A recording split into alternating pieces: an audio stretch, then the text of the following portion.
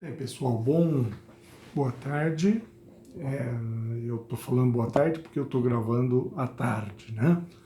Aqui, vocês provavelmente vão assistir na hora e no dia que vocês quiserem, né? Então vamos falar, vamos brincar um pouco, vai? Bom dia, boa tarde ou boa noite, ou até para alguns, boa madrugada, tá? Bem, estamos iniciando aqui o 6º programa de poesia Prolegômenos. Esse programa eu acabei dando uma espaçada maior entre ele, né, por alguns problemas de ordem pessoal, mas cá estamos nós novamente, né? Para esse programa, eu já tive até um envio de um texto que já está comigo há algum tempo e essa pessoa até está me cobrando a leitura desse texto, né? É um texto do padre Antônio Vieira, é um trecho do Sermão da Sexagésima, que foi pregado na Capela Real em 1655. Padre Antônio Vieira, ele é do século XVII, tá? E, como acabei de dizer, um padre da Igreja Católica, português, tá? E esse texto foi extraído do Sermão do Espírito Santo, capítulo 3º, e escrito em 1650 e publicado em 1657. Ele foi pregado em 1655 e publicado em 1657, ou seja, 2 anos após a sua pregação, tá? Então vamos lá para o texto do padre Antônio Vieira, tá? Os que andastes pelo mundo e entraste em casas de prazer de príncipes, verieis naqueles quadros e naquelas ruas dos jardins 2 gêneros de estátuas muito diferentes, umas de mármore, outras de murta.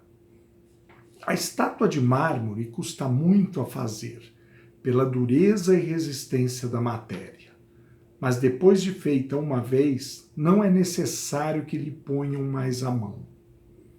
Sempre conserva e sustenta a mesma figura.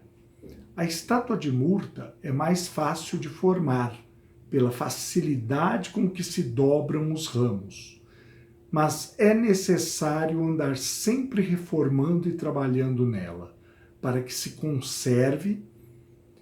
Se deixa o jardineiro de assistir, em 4 dias sai um ramo que lhe atravessa os olhos, sai outro que lhe descompõe as orelhas, saem 2 que de 5 dedos lhe fazem 7. E o que pouco antes era homem, já é uma confusão verde de murtas. Eis aqui a diferença que há entre umas nações e outras na doutrina da fé. Há umas nações naturalmente duras, tenazes e constantes, as quais dificultosamente recebem a fé e deixam os erros de seus antepassados.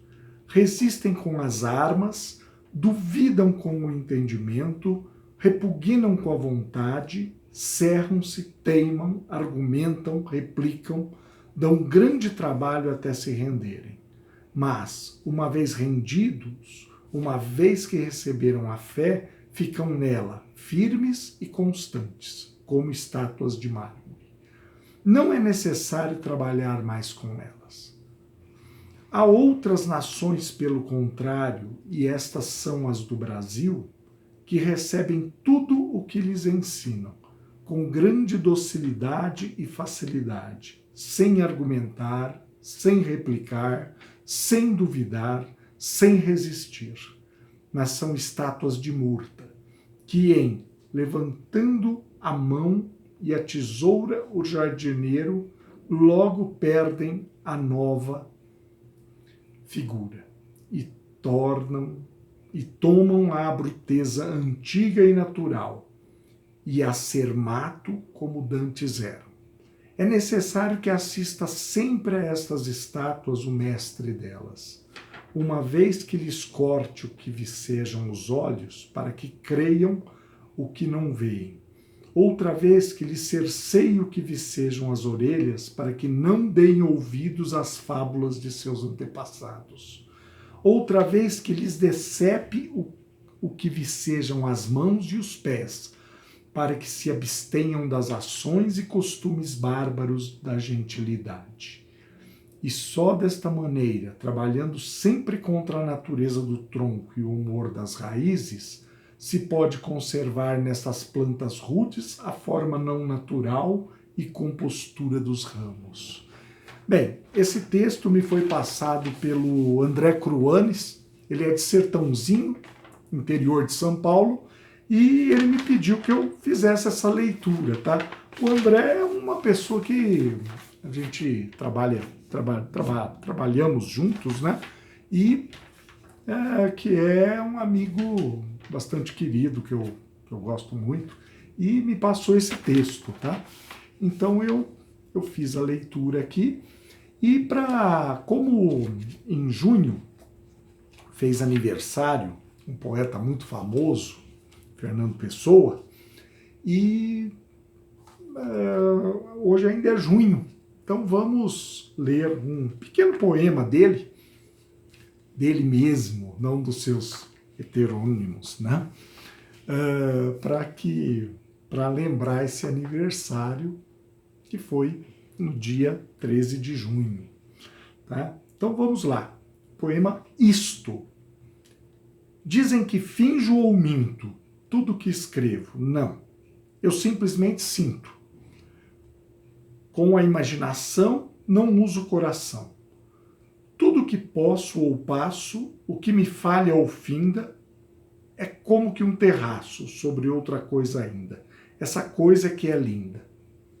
Por isso escrevo em meio do que não está ao pé, livre do meu enleio, sério do que não é, sentir, sinta quem lê.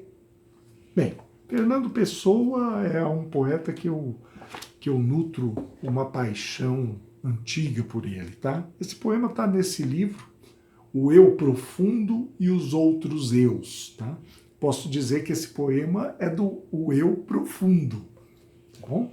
E um outro poema que eu separei para leitura nesse 6º programa Prolegômenos é um pequeno poema do Carlos Drummond de Andrade, tá?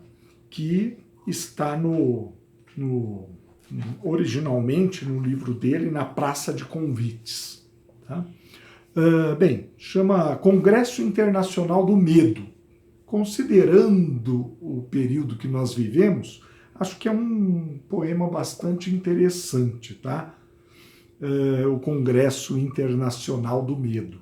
Então vamos lá. Provisoriamente não cantaremos o amor, que se refugiou mais abaixo dos subterrâneos.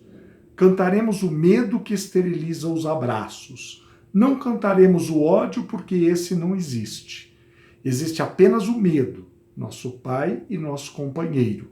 O medo grande dos sertões, dos mares, dos desertos, o medo dos soldados, o medo das mães, o medo das igrejas. Cantaremos o medo dos ditadores, o medo dos democratas. Cantaremos o medo da morte e o medo de depois da morte. Depois morreremos de medo. E sobre nossos túmulos nascerão flores amarelas e medrosas.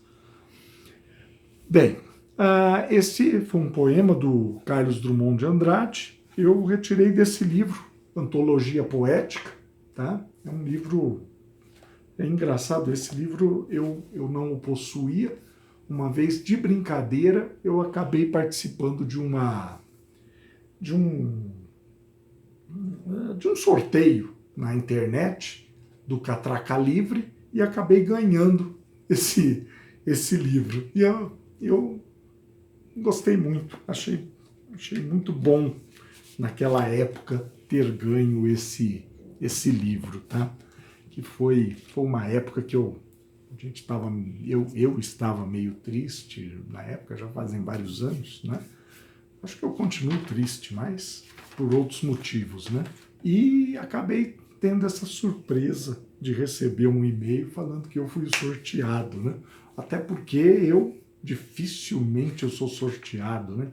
Para falar a verdade, eu me lembro bem que eu ganhei uma vez um disco do O Terço, Mudança do Tempo, que é um disco que eu gosto muito, do conjunto O Terço, também participando de um concurso, na época eu era moleque, né?